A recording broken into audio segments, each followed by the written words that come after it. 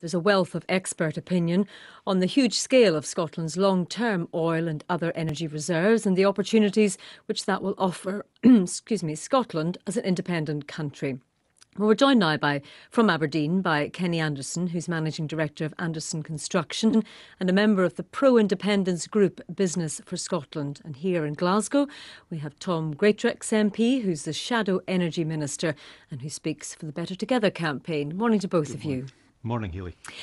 Kenny Anderson, does what Sir Ian Wood is saying now, his clarification of the figures and vastly reduced from what is in the white paper, does this blow a massive hole in the economic case for independence?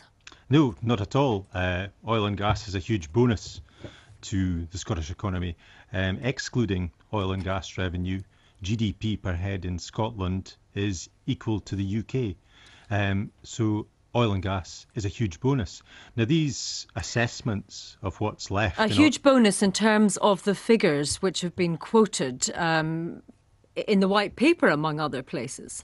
Yeah, they've been quoted in many different places and there are many different assessments. Since I was a teenager in the early 1970s and oil was discovered, there's been a continual assessment, and it's always a very low assessment when there's discussion about constitutional change or there's elections on the scene. Well, not low enough, according to Sir Ian Wood. I mean, he's accusing various sources, including the media, of using the higher range of his reserves forecast between 12 billion and 24 billion, a lot of it concentrating around the 24 billion mark, when he says somewhere in the middle, around 15 billion, is much more accurate. Well, Sir Ian is a very respected figure both in business and in the oil and gas industry. And if you read his comments in detail, he was actually also talking about some of the pessimistic forecasts, and his figures blow out of the water the Office for Budget Responsibility figures that have been punted around by Better Together and by Westminster. They also seem to blow out of the water the figures in the white paper, though. Yeah, well, Professor Howell and Sir Donald Mackay are both experienced in this area, and their assessments are slightly different as well. Now, when I heard Sir Ian speaking this morning, he did emphasise it was an assessment, and different people are creating a different assessment. Now, whatever it is, 15 billion is barrels, which is what Sir Ian is reckoning, is an absolutely fantastic bonus and gives us a platform in the next 25 years to build and diversify the Scottish economy so that we can strengthen the economy from an already strong standpoint if you exclude oil and gas. So, Tom Greatrex, much better to have what's in the North Sea than not, is what Kenny is saying.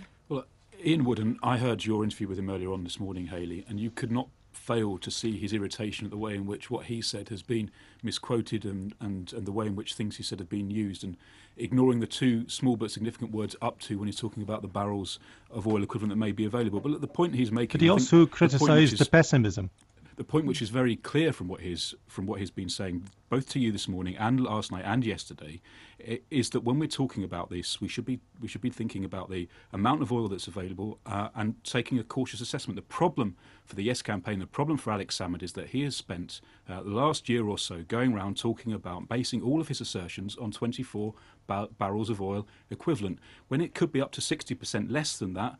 That's something which blows a great hole in the argument for leaving the UK. And it's not just an issue for us talking here today. It's for every single one of my constituents in Rutherglen and Hamilton West, who in 4 weeks today are being asked to vote on a proposition that is based on 24 billion barrel equivalent to pay for the plans for independence, and it will be them that will suffer from a position where that money isn't available in the way in which it's suggested. Similarly, the UK government uses figures from the Office of Budget Responsibility, which, Sir Ian Wood and others would say are overly cautious and pessimistic as well. So surely the key here for voters, especially, is to try to get to a figure which people in the industry and elsewhere believe to be accurate. Well, on the OBR figures, and it's very important this point, because the OBR actually overestimated, when you look at the full returns from the last fully available year, overestimated the amount of revenue that was available, as did the Scottish Government by 3 billion, the OBR by 2 million.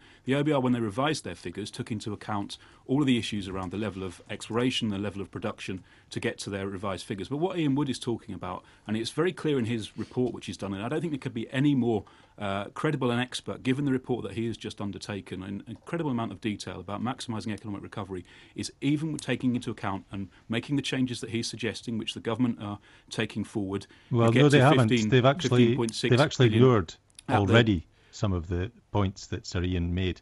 And well, no, they haven't. The debate is entering. They're implementing but this debate the has got from to the be. UK Well, CS they maximising introduced economic recovery. Changes to bareboat chartering allowances, which discourage exploration. But that isn't to do with the report that Sir Ian Wood has produced, which was produced in February, and which the government, through the infrastructure bill, are taking forward, introducing. Now, those measures are important because what Ian Wood's talking about... The debate is heading towards stewardship, and if you look at the history of the stewardship of the oil and gas industry under Westminster regimes, they've treated it as a cash cow, and with successive energy minister changes every 6 months, and with cash raids like we had in 2011, which incidentally is part of the cause of the drop in revenues which resulted in the OBR miscalculations. They have demonstrated a complete disregard for the importance of the oil and gas industry. Now, it represents about 15 to 18% of the Scottish economy. We can use what's left of the oil and gas in the North Sea as a platform. But the Scottish Government last week commissioned a report to explore the reserves west of Shetland, west of the Outer Hebrides, in the Clyde Basin and the Solway Firth. There is no reason to suspect that the geological finds that have so far given evidence that there may well be strong reserves there are not correct, but we need to know more. But it's all about the stewardship, how we use, in the way that Norway used their oil fund. Yes, Sir Ian Wood did make the point, though, that his estimates actually go beyond the Clare field. They actually assume other levels of exploration and new fields coming on stream, which we don't actually know about. So in that way, they are perhaps slightly optimistic. We'll have to leave it there. I'm very sorry. Thank you both very much for your time this morning. Kenny Anderson in Aberdeen and Tom Greatrex MP here in Glasgow.